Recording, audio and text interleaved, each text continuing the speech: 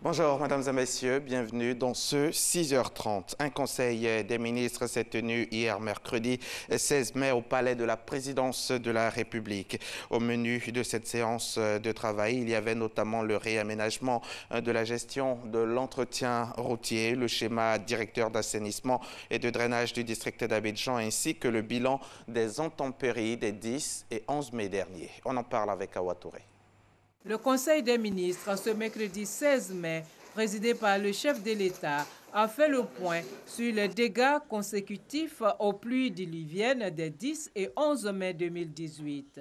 Le bilan des inondations provoquées par ces précipitations, de morts et d'importants dégâts matériels.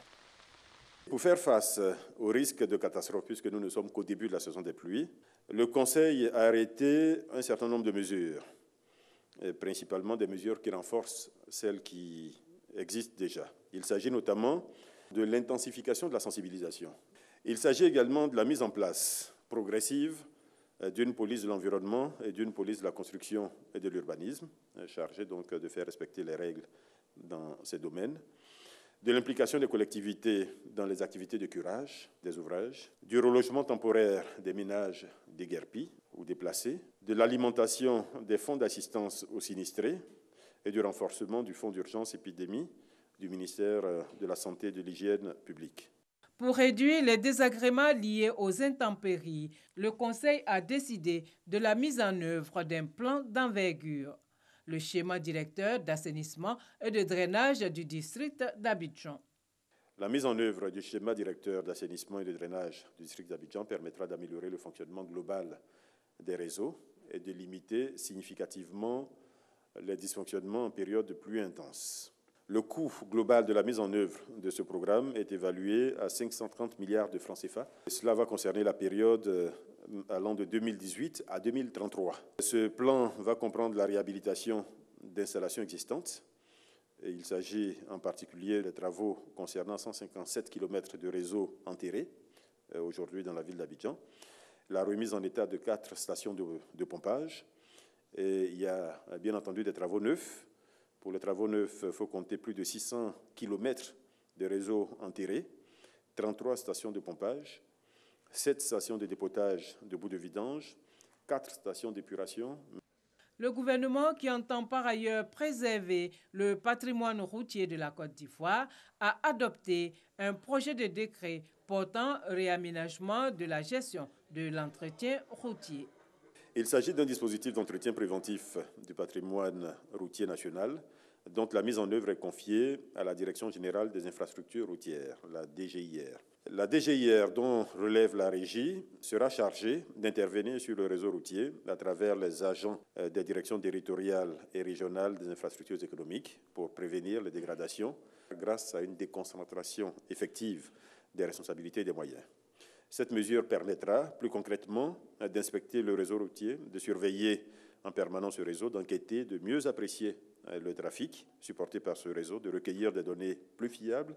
Pour une meilleure gouvernance, l'Agence judiciaire du Trésor et le comité de coordination des actions liées au mécanisme d'examen de l'application de la Convention des Nations Unies viennent compléter le dispositif de lutte contre la corruption et l'enrichissement illicite en Côte d'Ivoire.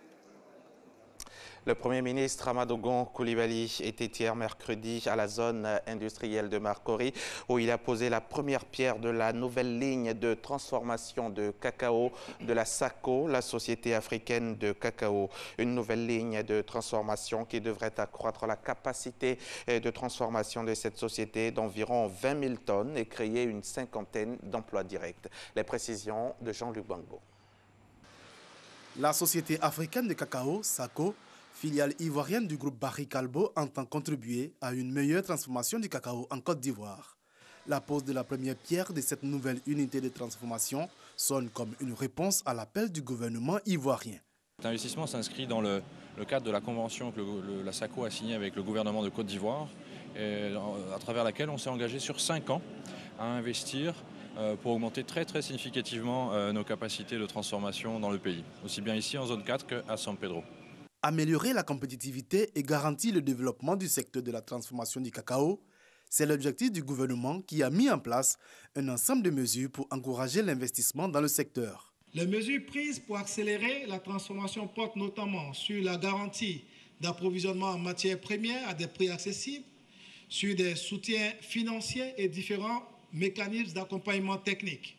Le gouvernement a notamment accordé aux transformateurs les abattements sur le droit unique de sortie à acquitter en fonction du degré de transformation des fèves. Le gouvernement entend poursuivre ces réformes en vue de faciliter des partenariats stratégiques entre les groupes de transformation installés en Côte d'Ivoire et ceux de la distribution des pays grands consommateurs de chocolat au monde.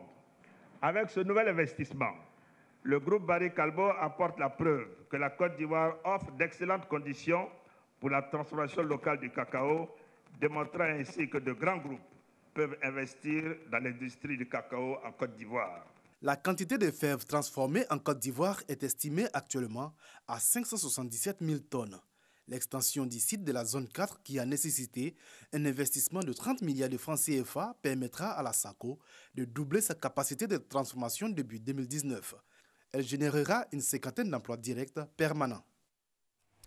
Le 23 septembre 2017, le tribunal international du droit de la mer a tranché dans le litige maritime qui opposait le Ghana à la Côte d'Ivoire depuis 4 ans sur fond d'enjeux pétroliers. Pour la mise en application de la décision et tenant compte des liens d'amitié fraternelle entre les deux pays, une délégation ghanéenne a tenu ici à Abidjan du 14 au 16 mai dernier des séances de travail avec la partie ivoirienne conduite par le médiateur de la République. Les deux parties ont convenu entre autres de poursuivre la collaboration dans la mise en application de la décision du tribunal. Herman Guivet et Salima Toudia. Fin de la première session du comité ivoiro-ghanéen sur la mise en application de la décision du tribunal international du droit de la mer relatif à la frontière maritime entre les deux pays. La partie ivoirienne, avec à sa tête le médiateur de la République Adama Toungara, et la partie ghanéenne, conduite par le ministre d'État Yao Assafa Marfo, ont décidé de collaborer pour le bien commun des deux pays en tenant compte des liens particuliers qui les unissent. Le Ghana a informé la Côte d'Ivoire de son intention de déposer officiellement les coordonnées des points décidés par la Chambre spéciale du TIDM ainsi que les cartes correspondantes auprès de l'Organisation des Nations Unies et d'autres organismes internationaux compétents en temps voulu. Le Ghana prend acte des copies physiques et électroniques des deux cartes à elle remises par la Côte d'Ivoire comportant le tracé des points issus de la décision du TIDM. Le Ghana prend également acte du projet d'accord cadre de coopération en matière de frontières maritimes, d'hydrocarbures et autres ressources entre les deux pays à elle remis par la Côte d'Ivoire en vue de la mise en œuvre de la décision du TIDM à court et à long terme. La Côte d'Ivoire et le Ghana ont également convenu de poursuivre les réunions afin de coopérer davantage dans le cadre de l'accord de partenariat stratégique conclu entre les deux chefs d'État le 17 octobre dernier. Les parties ont convenu de ce qui suit. Poursuivre la collaboration dans la mise en œuvre de la décision du TIDM, poursuivre d'autres engagements dans le cadre de l'accord de partenariat stratégique ASP conclu entre la Côte d'Ivoire et le Ghana le 17 octobre 2017. Une rencontre devrait se tenir à Accra dans les mois à venir entre les deux pays.